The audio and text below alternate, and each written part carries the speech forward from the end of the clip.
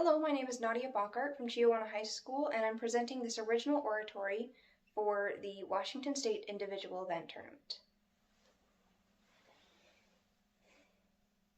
Picture this. You're walking towards a stage where you're about to give your speech. It feels like the longest walk of your life. Every step taking you closer and closer to having to present your ideas to an unknown audience. As you get closer, you start to feel it. You're going through stage fright. Your palms are sweating, your face is hot. This is the worst thing that can happen right now. Your brain stops. I'm sure everyone here has felt this before. We've all thought about, as we're approaching the speech, this is the worst thing to happen. You start to wonder, how am I going to present myself as knowledgeable, as confident in my area of expertise? And these are valid questions. And it's important to ask yourself this as they add on to your fear. However, the answer to these questions might actually help you solve your issue and make you seem like a better speech giver.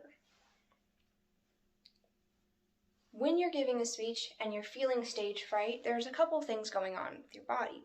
Your face is hot, your mind is blanking, your palms are sweaty. You're even making sure that you're even hyper aware of how you're standing. These are all things that can benefit how you give your speech. Your face is a little more flushed, so you look a little more lively. Your palms are sweating, nobody's going to notice unless they have really good vision, which I'm guessing they don't.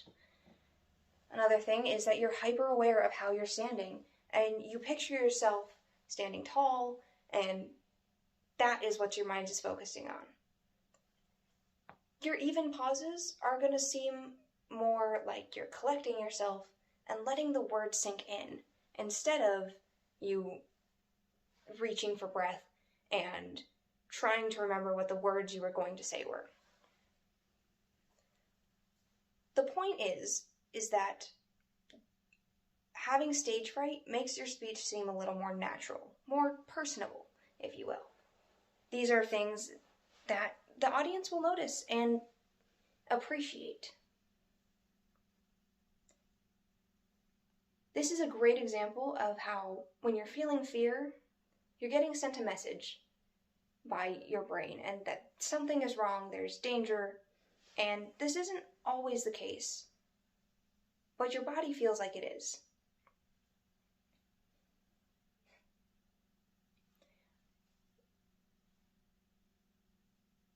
This is one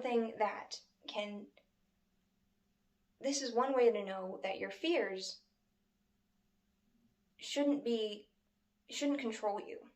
You should control your fears, and you shouldn't be afraid to fear. I'm going to walk you through a couple steps. We're going to talk about how to identify your fears.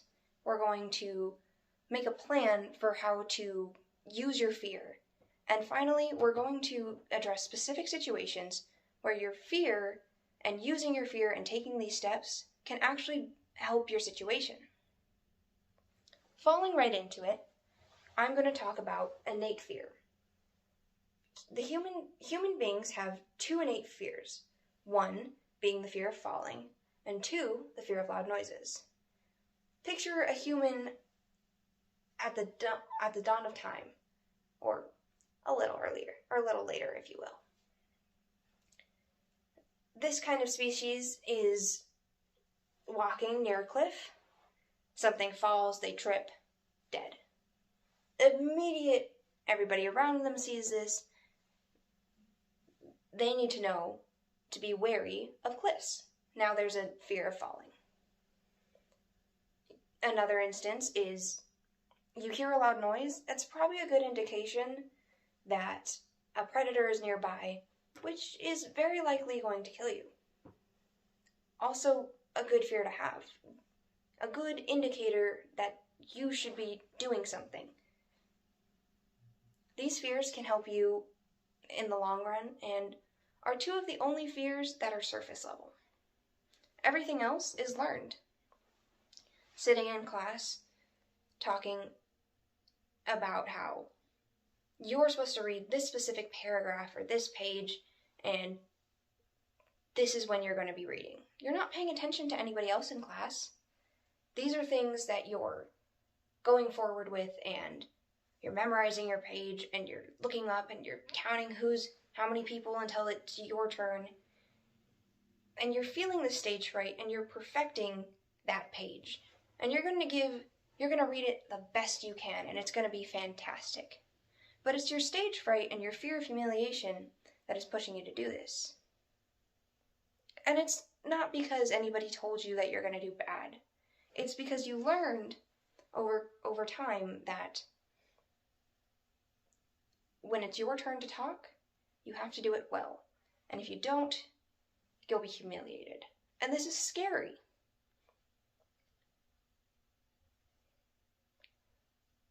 And so one of the first steps in managing that is picking out what fear you're fearing. You're not afraid of reading. You're not afraid of talking. You like to talk. You talk all the time. What you're really doing is you need to figure out what part of the situation is scary.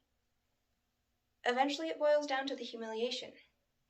There are other fears like autophobia, the fear of being alone, where you can, when you're sitting there by yourself and you're feeling this anxiety and this fear, you have to stop and think to yourself, what is causing the fear? Am I afraid that I'm not alone and there's something dangerous hidden and I'm by myself and there's nobody who can help me? Or are you afraid that you're going to have to deal with someone who isn't around you and so you're forgotten to the world? Figuring out which direction to go is going to be crucial in these next steps. Picking yourself up from this, we can see that we can start to form a plan. After you've figured out what the real fear that you're feeling is, you can start to move on to these next steps. Firstly, you're going to think about what is going to help me get through this. Can you rationalize it? Can you talk yourself out of being afraid?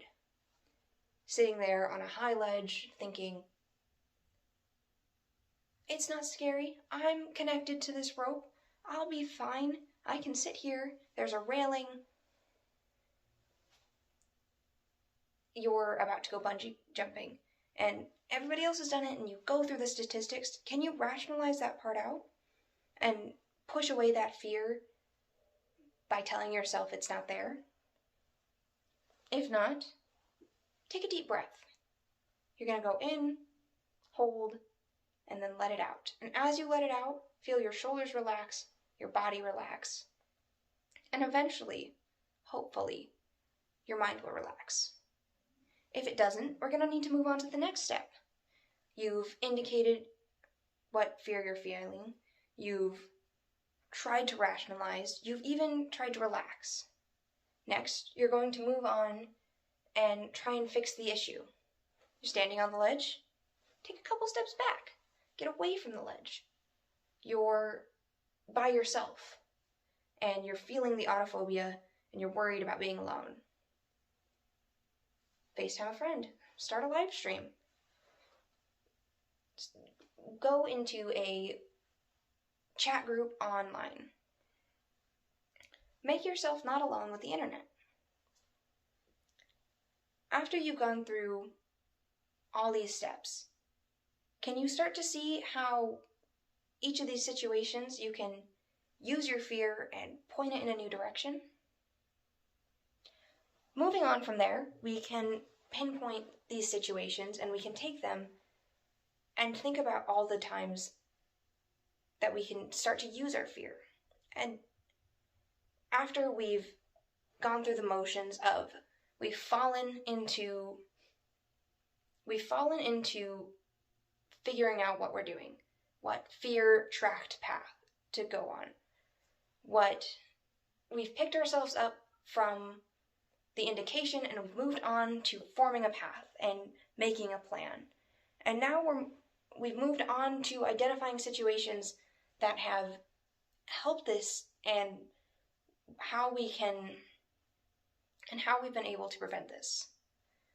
Through these steps and indications and examples, we've been able to go through and figure out how to make fear another weapon in your arsenal. This is how we have made it into... This is how you no longer need to be afraid to fear. Thank you.